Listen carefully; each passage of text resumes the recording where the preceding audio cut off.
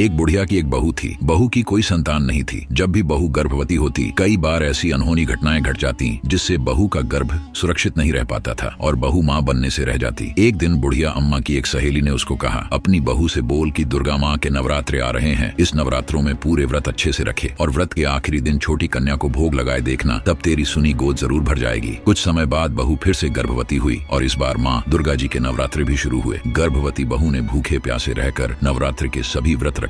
नवरात्रि का आखिरी दिन जब छोटी छोटी कन्या को भोग लगाना था तो आस पड़ोस के लोगों ने अपने बच्चों को उस गर्भवती बहू के घर भेजने से मना कर दिया। लोगों को था कि बुढ़िया की गर्भवती बहू बांझ है, कहीं उससे उनके बच्चों पर कोई मुसीबत न आ जाए। बूढ़ी अम्मा की गर्भवती बहू माँ दुर्गा के आगे हाथ जोड़कर रोने लगी। तभी एक छोटी कन्या ने गर्भवती बहू को आवाज लगाई, माई ओ माई। जैसे ही गर्भवती बहू घर के अंदर गई, वो देखकर हैरान हो गई कि अंदर तो एक छोटी कन्या बैठी हुई है। बुढ़िया और उसकी गर्भवती बहू ने जैसे ही कन्या को प्रसाद दिया, तभी कन्या ने माँ दुर्गा का दिव्य रूप धारण कर लिया। माँ दुर्गा ने कहा, मैं तुम्हारी भक्ति से अत्यंत प्रसन्न हूँ। तुम्हारी श्रद्धा और समर्पण के कारण अब तुम्हें वही संतान प्राप्त होगी जो तुम चाहते हो। कहानी का निष्कर्ष, सच्ची भक्ति और विश्वास से भगवान अपने भक्तों की इच्छाओं को पूरा करते हैं। बोलो जय माता दी।